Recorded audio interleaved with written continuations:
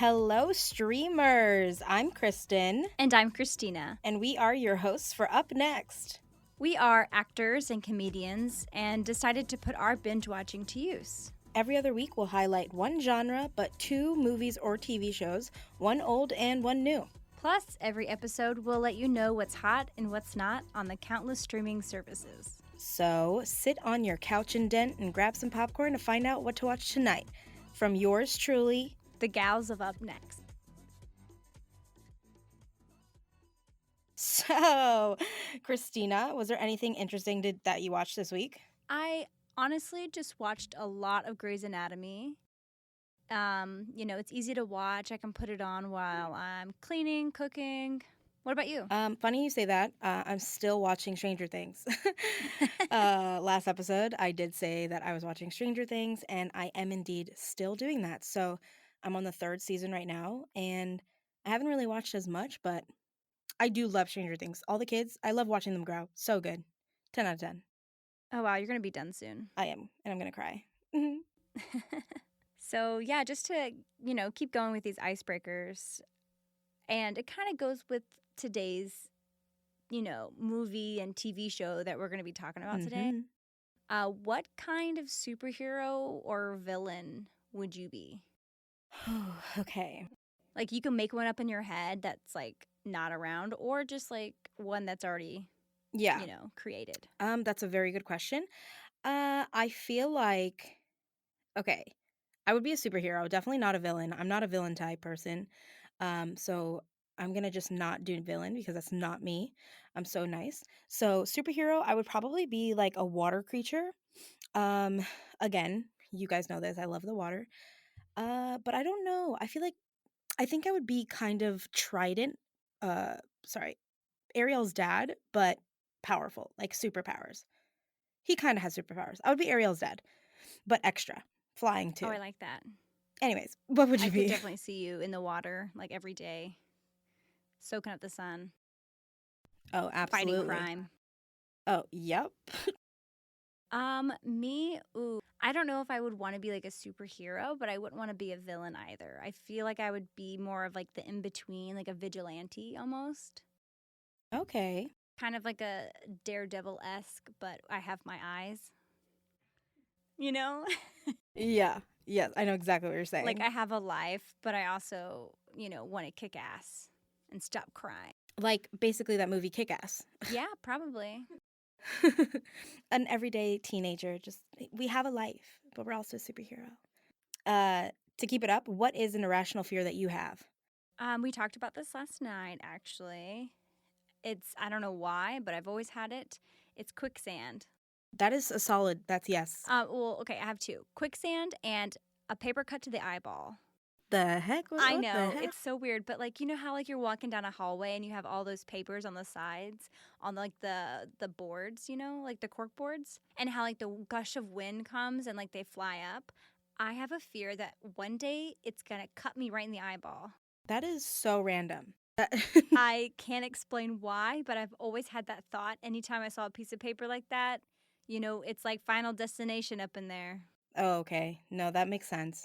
Final Destination caused so many irrational fears, I Yes. think, for worldwide. So that makes sense. I don't know. I feel like my irrational fear may be like getting struck by lightning. Never would happen to me. I'm not that lucky, but I definitely think that would be a good one. Yeah. That's a wild one. It is a wild one. Hey, but I'm a wild one. I was about to sing, but we're not getting copyrighted. Anyways, I think you know enough about us, but if you don't, no fear, because we'll be back at it next episode. Now, let's get into what's hot. Hi, my name's Jeremy Powell, co-host of the Oranges, Oranger, Browns podcast. Check us out anywhere you listen to podcasts. For all your Browns coverage, post-game, pre-game, anything you need Browns, you'll find it here on the Oranges, Oranger, Browns podcast.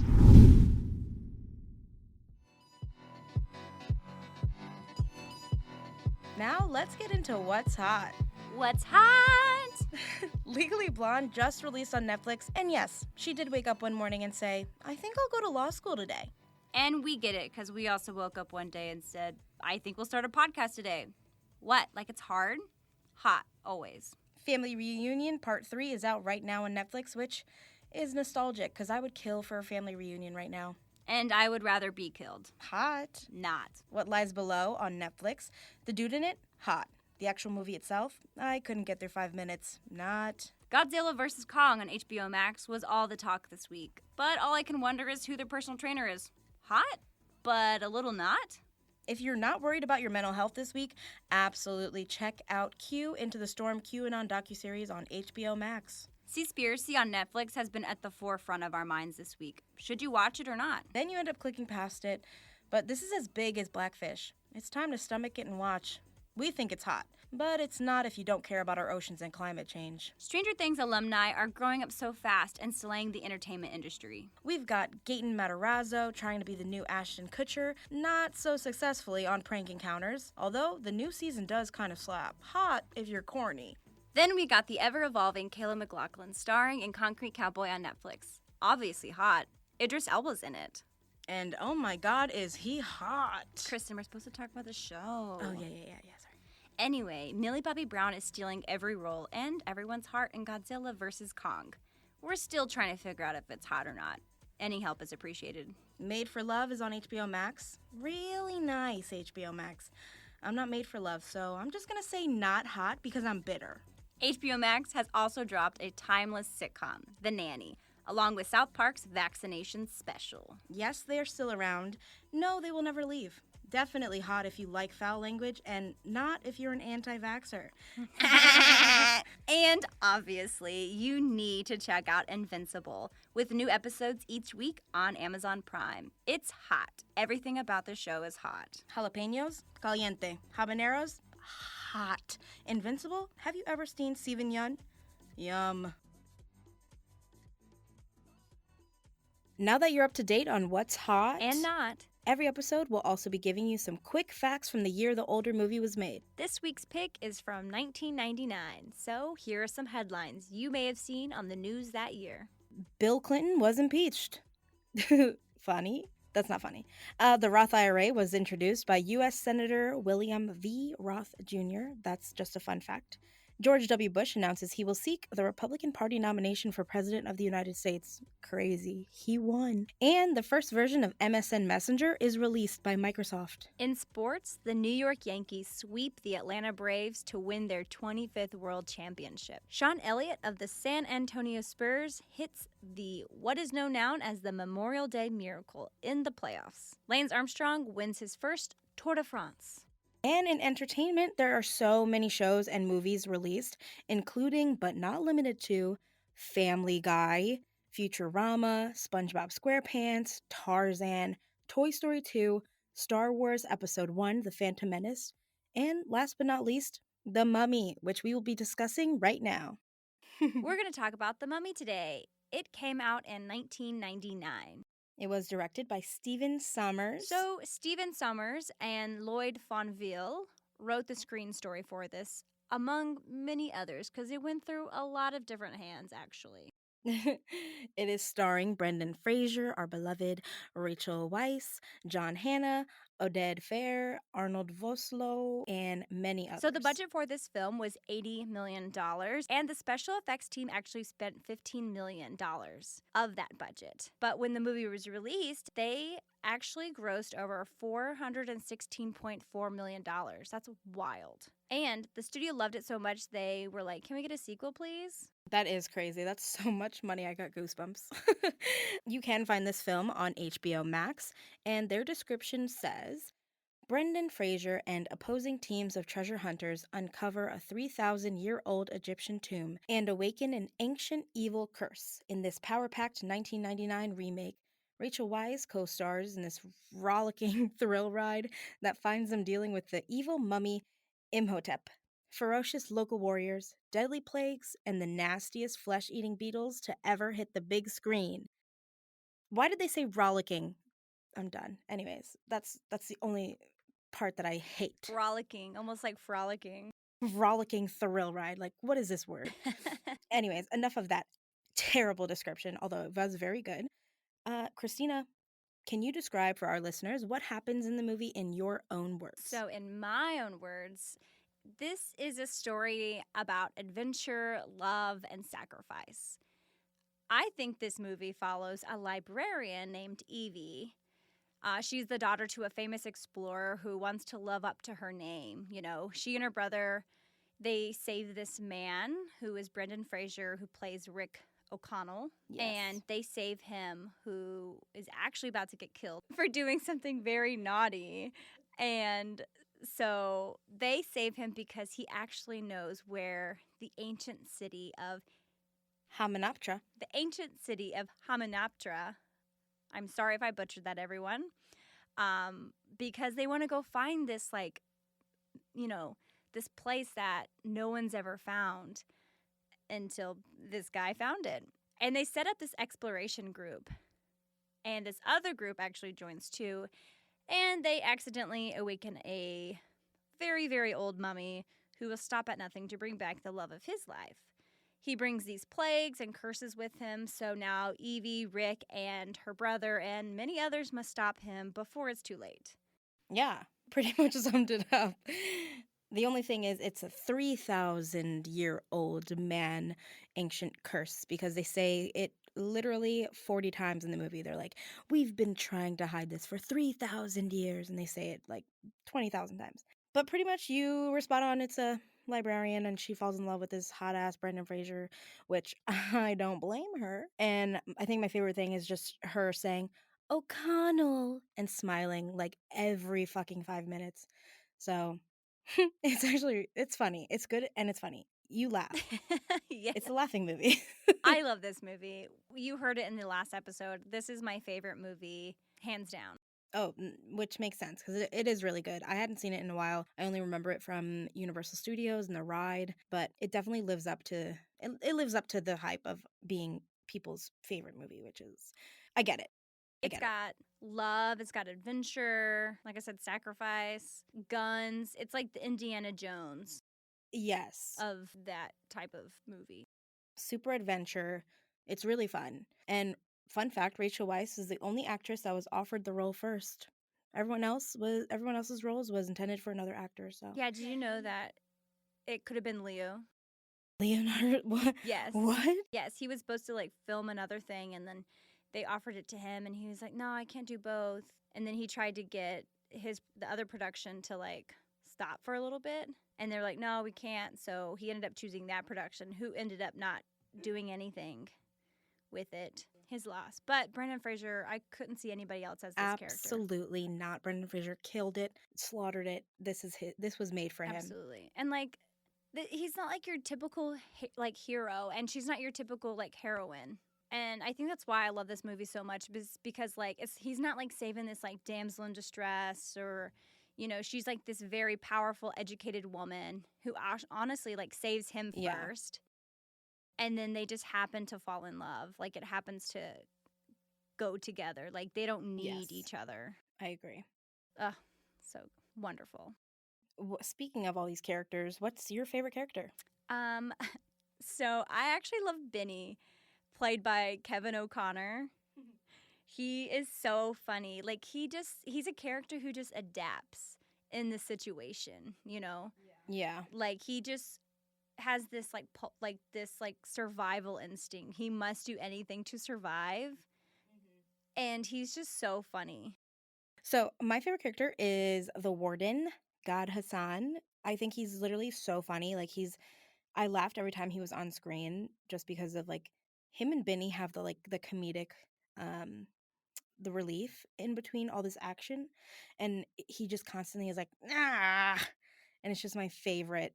It's so freaking funny. I love him throughout the whole movie up until he dies. Ooh, up until when he spoiler. dies. Spoiler. But if you haven't seen it, what the heck? Yeah, you've had time to go watch this. it and then come back. Definitely had time to watch this. You know what's really funny about this, like about Benny though? Like you see him like pulling like the camels and like trying to get the camels to go with him. Yeah. And I read that like he actually like really tried getting the camels to go with him because the camels did not like him for some reason as like a person. And so they're like, this really fits that character. So it's just going to stay. I love that. What is, and obviously I know this is your favorite movie, so you've seen it a million times. So what's your favorite scene then, if you love it so much? Okay, so my favorite scene. Okay, my favorite scene would probably be the boat scene where they're all on the boat heading to this ancient ruin place, and you have all these different characters in one place, you know? You have the Americans, you have Evie, Jonathan, and Rick, who aren't really like quite friends yet. They're still kind of skeptical of Jonathan, but you have all these like different layers of like Evie and Rick had this kiss, and Evie's like, "Oh my God, what about this kiss?" And Jonathan's just being Jonathan, being like a silly, I'm gonna steal some shit, conniving, rich boy, but he's still really funny. And then you have Rick, who's just like, I'm just gonna prepare myself for the worst. I'm gonna clean my guns. I'm gonna be so oblivious, and I'm gonna throw Benny off the boat.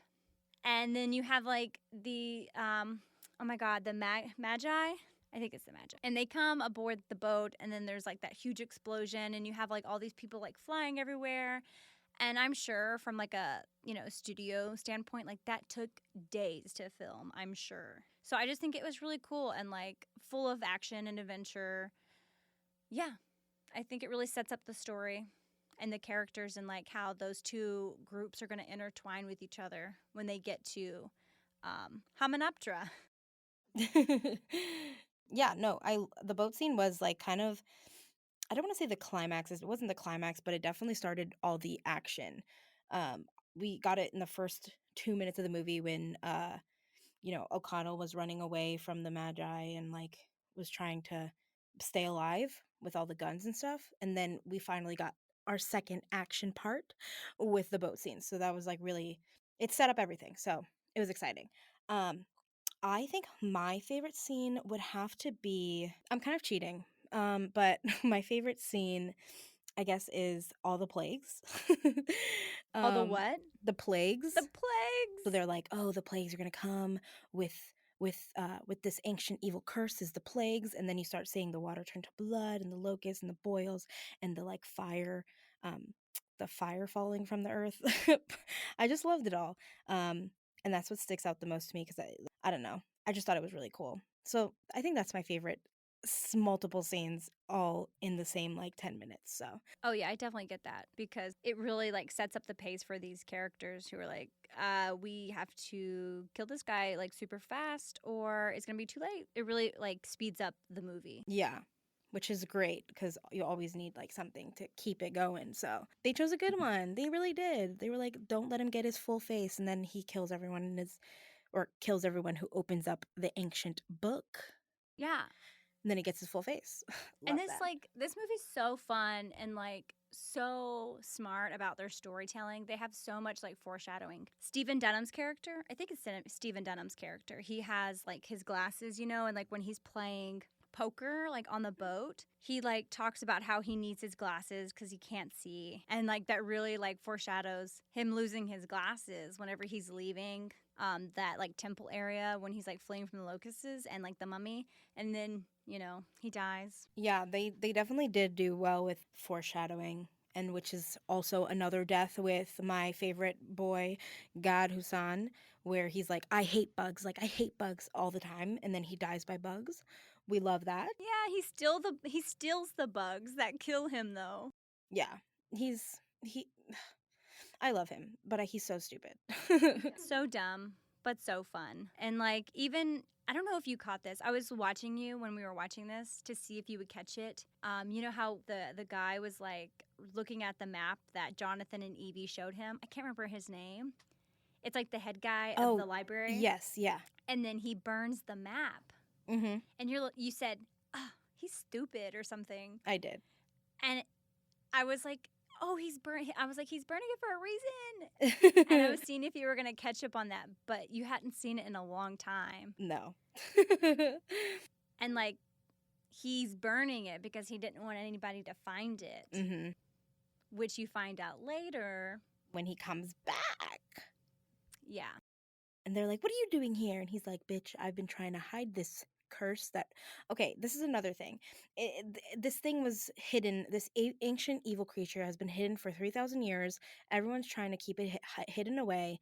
At the end of the movie, obviously, these three, well, one American and two British people come in, and like wreak all this havoc, and then they're the reason this whole thing happened, and then at the end they're like, thank you so much for keeping our what do they say? Thank you so much for like saving us. But it's like they started it. They literally started Yeah. this whole thing. It's so true. Just something I was thinking about. But Yeah. they did have a lot of other foreshadowing in the movie. Yeah, Ardith Bay, I think you're talking about, he said, "Thank you. Thank you for like saving us and putting the 3,000-year-old monster away." Yeah. And they don't even say his name at all. Not until the second movie. Not out loud. And it's an anagram for Death by Ra, Oh, the sworn protector of mankind from the mummy Imhotep. love that. Don't know what you're saying. Ardith Bay, with the cheek tattoos, Oda, the actor. And like, okay, so I know we're going off topic for a second, but he has like the face tattoos on his face and on his forehead. Originally, they're supposed to have tattoos all over their body. And then Steven was like, "You're too handsome to have tattoos all over your face. So we got to scale it back a little bit." Love that. Because, he real handsome. He also in, like, Resident Evil, my other favorite movie. But, yeah, there's tons of foreshadow in this movie. The sword that Rick actually uses to kill Imhotep, that's the sword that he uses to kill the pharaoh in the very beginning. And what's-her-face, Anaxinamun, she stabs herself. Yeah. There's the shadow of her stabbing herself, right? Mm-hmm. At the very end, when she's being stabbed by all those like Oh, skeleton yes. mummies. And we get that shadow again. Exactly. I did notice that, and I was like, hell yeah, kill her. They do a lot of callbacks that you That don't is really good. see until you've watched it a couple times. Yeah. Imhotep, first of all, hot. And Anaxinamun, I get it. It's kind of like the same Romeo and Juliet kind of thing, in terms of the woman dies, and then the guy's like, no, I'll die, and then can be together again. But Yeah. it's a different type because they're both going to resurrect each other. So we love that. It's actually really fun. And It's like that forbidden love. yes, forbidden love, 100%. And I don't know. I did love the scene at the end where the mummy comes back halfway again. Like in the first time, she came back halfway, and then they like got him before the ritual completed, and then like do the full circle again. And it's like they got there before the ritual completed again. We love that. We love those full circle moments. So that was great. Yeah, it really like sets up for what might happen in the next movie. Which I definitely don't think I've ever seen. So guess I'll have to watch that. You'll have to. We won't talk about that one though on this podcast, but you should definitely check it out. The third movie, not that good. Sorry, Tom Cruise. That But sucks. yeah, I really love this movie. Do you have any final statements you want to say? I definitely like the movie. I feel like, I hadn't seen it in so long that it basically was like watching a new movie again. I only remembered like certain key things like Beatles and like fire, and that was pretty much it. But rewatching it, I definitely liked it. I feel like my final statement, definitely watch it if you haven't seen it in a while like me, so that you can enjoy it. And it's basically Indiana Jones but heightened. Well, I shouldn't say that. It's same vibes. Yeah, I love that. How about you? I would say that I love this movie. I know a lot of people don't agree with that, but it's one of my favorite movies. It's got so many like great little Easter eggs in there, and it's just fun to watch. Yeah, my final thoughts would be sometimes reading a book can be harmful, Please do not resurrect any Egyptian mummies or, any mummies in that matter. If you find a really ancient box, do not open it, because you might be sprayed with salt acid. And those are my final thoughts. Leave that be, because we do not want another 2020. Please, no more 2020s Yes. here on out. That's solid. Don't read books. That's what Christina said. Don't read books. Sorry, Books with Brooks. So I guess let's rate this on the Chris scale. We're doing out of 10. I feel like I definitely would give it like a solid 8.7. That was very kind of you. Which I feel like it would be lower for you. If you didn't know, it was my favorite movie. I'm doing it for you. I'm saying 8.7. I know. I'm like, it's a 6. I'm gonna give it 11. That makes sense. Yeah, it's That checks 11 out. for me. Okay. Well, you've heard it here.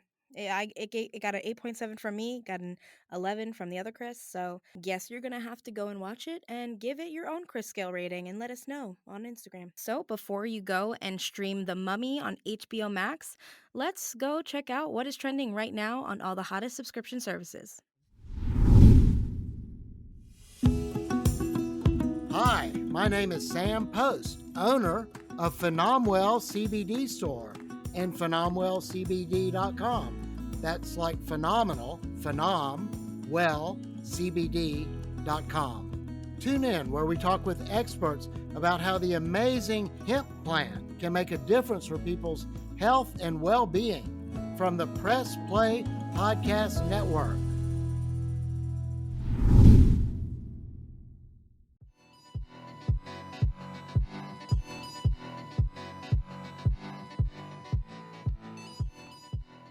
You've heard all we had to say about The Mummy, so let's get over to what's trending on the hottest subscription services. This is Netflix's top 10 right this second. And we all know this still changes faster than Usain Bolt. Miss you and the Olympics. Number 10, Sniper Ghost Shooter. What is this title? Number 9, we got White Boy, a teenage drunk kingpin in 1980s. Typical white boy. Number 8, The Irregulars, just like my period. Number 7, Bad Trip, laughed way too hard. Also, we told you so. 6, The Serpent. Get ready for a wild ride. In number 5, we got Hop, James Marsden, yum, but Russell Brand as a bunny. Who did this? Number 4, Friends with Benefits. Who the fuck did this? Number 3, What Lies Below. You already know. Number 2, Concrete Cowboy. And coming in at number 1, Who Killed Sarah? I don't know. Who did it? Coming out soon, Thunder Force, April 9th. And then on Wednesday, be sure to catch Snabba-Cash. And a new season of The Circle next week. On Hulu, guess what? Law and Order is back, bitches. And a new movie with Bella Thorne called Girl. She took a break from OnlyFans. But on that note, OnlyFans Selling Sexy documentary is still trending on Hulu, y'all. Blair Witch is also trending right now. Solar Opposites from the people who brought you Rick and Morty. And Everything's Gonna Be Okay. Season 2 premieres on April 9th. If you have not watched it yet, please go watch it. It is so good. On Amazon Prime, Invincible, obviously. Inception, and honestly nothing much on Prime, but please go watch Invincible and keep an eye out for Them, limited series, which is an Amazon original coming April 9th. On Disney Plus, WandaVision has come and gone, but we're still going strong with the weekly episodes from Falcon and the Winter Soldier and The Mighty Ducks Game Changers. Reminder, Raya and the Last Dragon is free on June 4th. And Big Shot comes out on April 16th. On HBO Max, they've got a handful of new content this month. We've got Made for Love, which looks so good. Q Into the Storm and Godzilla vs. Kong. And we've recently added Paramount Plus to the mix this week. So bear with us as we explore more from this newest, hottest streaming service. Until then, sign up so you don't miss the Younger series finale that premieres on April 5th. Now that you're up to date on what is trending right now on the hottest streaming services, let's get a closer look into our 2021 pick of this week, which is the amazing show Invincible. You can stream Invincible on Amazon Prime. This show was directed by Jeff Allen, And it is starring some of the best actors. Steven Yeun, J.K. Simmons, Sandra Oh, Mark Hamill, Seth Rogen, Jillian Jacobs, Andrew Reynolds, Zazie Beetz, Walton Goggins, and Jason Mantzoukas. Oh my god, it's so good. So many people. so many talented actors. The description on Amazon Prime reads, Mark Grayson, 17, is just like every other guy his age, except that his father is the most powerful superhero on the planet. Omni-Man. As Mark develops powers of his own, he discovers his father's legacy may not be as heroic as it seems. If you guys do not know, this show is based on a comic. Unfortunately, neither of us have read it, but it is very good. It is, yeah. I will say that I have not read this comic book. Sorry. Sorry. But yeah, what do you think about the first episode in your own words, Kristen? Okay. First of all, I loved it. But the rundown basically goes like this. So the boy, Mark Grayson, love that, 2 first names. We always love that. He wakes up a normal guy, obviously, because he's a kid, and his dad is a superhero, and we see all the Guardians. They're the Guardians of the world, and there's like 6 of them, 7 of them, there's a bunch of them. And they all have different powers. We love powers. So we see the Guardians fighting, and then we're like, okay, these are cool. This is cool. These are Guardians. It's a superhero. It's a superhero show. And then we pan over and we see Omni-Man. He's the powerful one of the group. He's not technically a guardian, but he's always there. As the show goes on, we find out that Mark Grayson does have powers. He first he didn't have powers, and they finally kicked in, I guess, like along with puberty. He's 17. So he gets his powers one day after school, after work, and then he comes home, and then his dad and him start to work on his powers, which is great. So he can hone them in. And then while he's working on that, he like goes and fights crime real quick because he just has to get it out of his system. And then we come back and we see his dad, Omni-Man, gather up every single Guardian into a freaking room and then literally kill all of them senseless. Like the last 10 minutes of this show, insane. It's like he literally just smushes their faces in, and then he like basically almost dies too because they fought back with all their might. And then they end it on that. Like they leave you on a cliffhanger. And you're like, why the fuck did Omni-Man do that to his friends? Anyways, that's it. Everything that you just said, everything. This is a wild ride. This is like The Boys Yes. meets all the other like Marvel and DC kind of like worlds. Like they kind of all collide. If you haven't seen The Boys, you should definitely watch The Boys. The whole time I was like, oh my God, this is The Boys, but in like animation form, but its own like little world. It's so fucked up.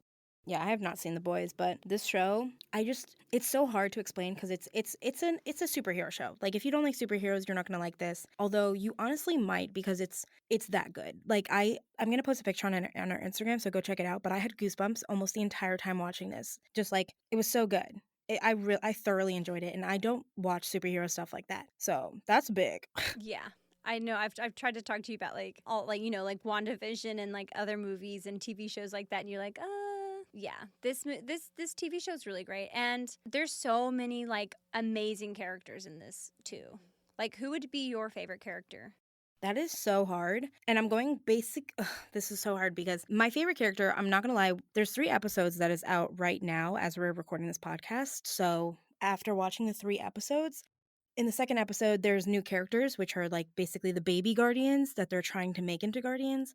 And I think one of the guardians is my favorite, Adam Eve. I like Adam Eve. She's like the 17-year-old girl who goes to school with Mark Grayson, and she is the baby superhero. So she's a superhero, but she's not a guardian. But since all the guardians are dead, they need a guardian. And she's one of them. Badass. She's so cool. She's like the leader of the group, I feel like. Who's yours? Ooh, okay. I think I'm just gonna go with Mark. I know it's silly. I know he's like the main It's not guy. silly. He slaps. He's so good. But he's so badass, like he's like dealing with all of these different like issues, like he has to live up to his dad's name because like his dad's Omni-Man. This is something he's always looking forward to. And like the voiceover that Steven does is so good. Let's just talk about the actors for a second because 100% Steven, so good. Love him. Love Mark. Like what he did with the character is great. But I also love, I remember when Seth Rogen's character first came on the screen because I was like, that sounds like Seth Rogen. And it's like such a small scene, but it's so freaking cute. What is he like? He's basically like a sales. I'm gonna say insurance agent. Honestly, there's no word for him. But he goes to people sign up to test their planet's safety and strength in terms of having an attacker. And Mark Grayson gets assigned to go and stop this man from coming into Earth's orbit. And it's Seth Rogen, and he's like, "Oh, hey, what's up, dude?" Like just having a full conversation, and I just love these random little characters with these amazing freaking celebrities and like actor. It's just so good. I love every character on this. Yeah, and I love hearing Sandra Oh in this because she's one of my favorite actresses of all time. And it's not just because I've been binging Grey's Anatomy, but she is so talented, and I was so excited to like just see her do some voiceover work. Other than like being in Killing Eve or Grey's Anatomy, Princess Diaries and stuff like that. Yeah, which are all huge shows. Yeah, like she's so talented, and the part where she's like in the hospital, yeah, with her husband with Omni-Man, I was just expecting her the whole time to just be like, quick, get me this stat, you know, from Grey's Grey's Anatomy Anatomy. fanatic. And I do love Jason Mantzoukas is you all know Jason Mantzoukas. He from he makes cameos in 9-9. He's on The League. He's in Big Mouth. Big Mouth. Like he's always him, and you can tell his damn voice, and that's exactly who he is in this show. He already has his like own unique voice, and I just love when I hear characters and I'm like, oh my god, that's Jason. Oh my god, that's fucking Jason. So you can imagine his character in this. It's exactly what his voice fits. So 10 out of 10, recommend watching just to see him as well. But no, yeah, this is a great TV show, especially like Mhm. if you're not into superhero stuff. Yeah. It's a great segue to get into it. You know, they really bring these like kind of DC characters to life in it and then like kill them off really quickly, which I love. They're like, hey, we're gonna touch base on some of these, but like this isn't their story. This is our story. And I guess, so just going off of the first episode, I know it's hard because we kind of like binge watched it just because it was that good. What is your favorite scene from the first episode? Definitely the end. That past those last 10 minutes, I was like, yes, this is so fucking good Yes. and unexpected. I was kind of rooting for Omni-Man. I'm sorry I said it. Because I'm just so excited to like where this story is gonna go. Like, Yeah. how far is this gonna go? Like, I was not expecting to be like so much blood. Yes, exactly. I think at the end of the first episode, and I should say that the first episode, the shows normally are 30 minutes long, but the first episode is like an hour almost, like 45, 50 minutes, because the episode ends at the 30-minute mark. But then it keeps going, like they show credits, but then it's like they're still talking, and then you see the rest of the episode, which is like another 15 minutes of all straight gore. Like it's so good. Oh my god. I agree with Christina where like that's where you start to see what the episode or what the show's gonna kind of like lay out as. That like brings in the full conflict where it's Omni-Man, he kills everyone. And Omni-Man is the antagonist. And that's fun to find out because you're like, oh, I love all these people. And you're like, I like that superhero, or I like the frog, I like the fish. And then at the end, it's like, I'm just kidding, we're going to kill them all in front of you. Ha ha ha ha. So I loved it. It's great. Robert Kirkman had this quote that I really loved and I wanted to share with you guys. He says, this is a superhero story that has a beginning, a middle, and an end. It's a story of Mark Grayson's life as a superhero, and you get to see him change and grow and evolve over time. It's in a way you'll never see Spider-Man or Batman or anybody else. I like that. Right? That's really interesting. And I was thinking, because obviously this is based off a comic. So if you've read the comics, then you know what happens in this. But from a perspective of people who haven't read the comic, it just hooks you. Like you want to know what's happening next so bad. At least we do. Yes, definitely. This is how I felt whenever I was reading Guardians of the Galaxy comic books and like when the Guardians of the Galaxy was coming out, which actually like the Guardians of the World, or what is their title? Yeah, it's in the this? Guardians of the World. It's so close to Guardians of the Galaxy. It kept throwing me off a little bit. But I feel like that was like intentional too, you know? I think that they have like these little moments that they poke fun of like Marvel and DC.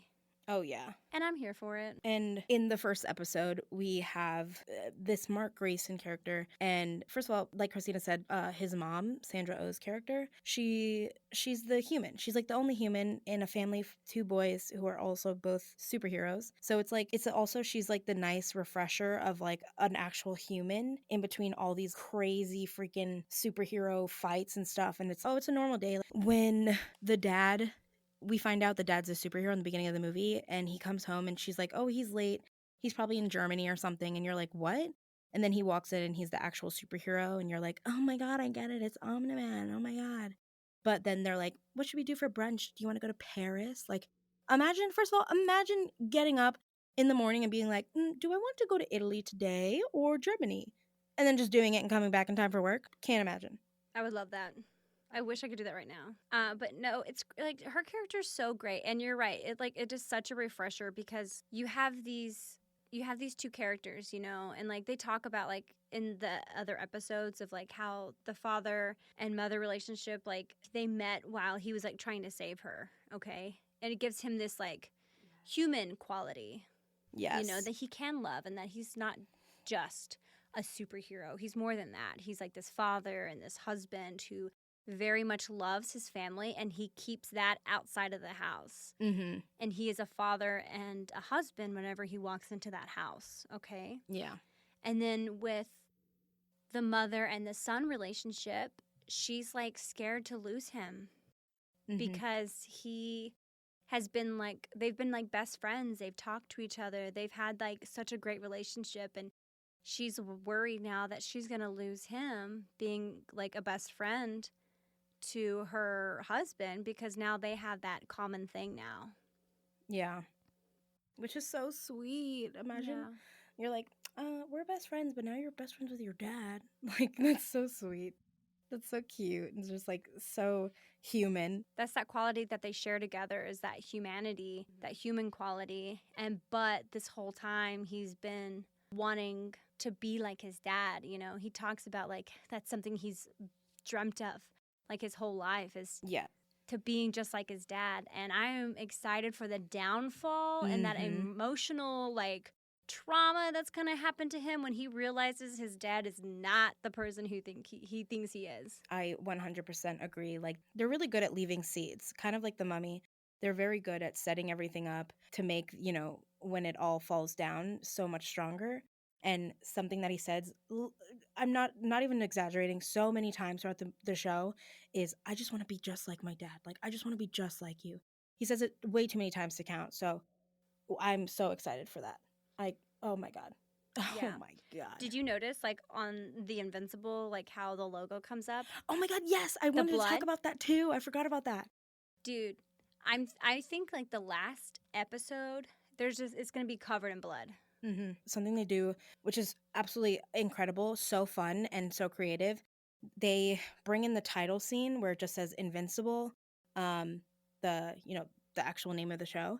They bring it in like normal dialogue. So every episode they'll say something as simple as like, when I grow up, my superpower will be that I'm invincible, and like it'll just show the title screen instead of actually the character saying it, which is so creative, so fun. And as Christina said, it's getting bloodier and bloodier as the episodes go on, which is just kiss. So good. So fun. Yeah. Great storytelling. So good. Great writing. The characters, like, it's illustrated so well. Yes, that is a very good point, because there's obviously so many different cartoon styles of drawing. And this one is more realistic, which, what's one to compare it to? Like Archer, like it has like a Yes. like an Archer quality. Yes, except superheroes. But it's definitely more realist cartoons rather than like, some abstract monsters and stuff. But even the villains that they have throughout are just amazing. They're all so good. I cannot rave about this show enough. Like, if you can't tell, I stan. So good. So Stan. Any last comments? I'm just excited. It's obviously a weekly show, so they're dropping new episodes every week.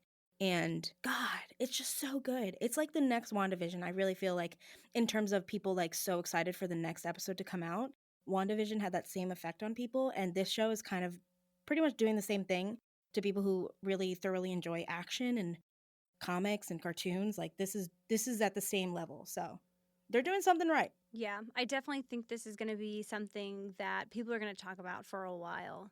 Just like how growing up we had Static Shock, and that was like something that a lot of us like millennials look back and we're like, oh my God, we love Static Shock. Please make it into a movie. I feel like that's going to be the same with this. I'm not going to lie. I have no idea what Static Shock is. Oh my God, I quit. All right. I And quit you the heard it show. here. This is the last episode of Up Next. Sorry, Press Play Podcast. You heard it here. We'll be back next episode, but for right now, we're not together. So. But seriously, if you haven't seen Static Shock, please I'll go have watch to that. watch it. I'll have to watch it. I'll give you the benefit of the doubt, Kristen, because you don't really like superhero stuff, and True. This is the gateway into that. This is the gateway drug for you. It is. It really is. And with that, I feel like on my Chris scale rating, it 100%, honestly, it gets like a 9.2. Like, it was really good. I'm not going to lie. There's nothing on here that will really get a 10 from me, but this is a solid almost 10. Actually, I'm going to change it to 9.5. Yeah, I think I'm going to go 9.5 with you as well. But I think by the time that this season is done, I feel like it's going to be like a 10 hard. Yeah. A hard 10. I do agree with that. Definitely be like a 9.99 for me. But that is our Chris scale for Invincible on Amazon Prime. Please go watch it. By the time that this drops, the next episode will be April 9th. Woo! Yeah. And for our spotlight of the week, we're going to talk about Hannah Beachler. Hannah Beachler. Oh, we honestly love her. Love her almost as much as Invincible. Honestly, same scale.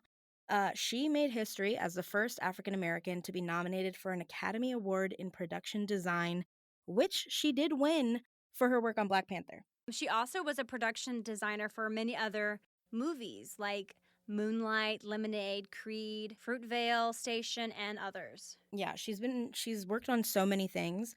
You can obviously find out all of her credits and more at her website, www.hannahbeachlerpd.com, and her name is spelled HANNAHBEACHLER. And truly, I feel like she already made history. She paved the way, and like things can only go up. So she's definitely a role model. She definitely needs the recognition. She's also a woman, which is already hard in a male-dominated field. Go, Hannah. We love you.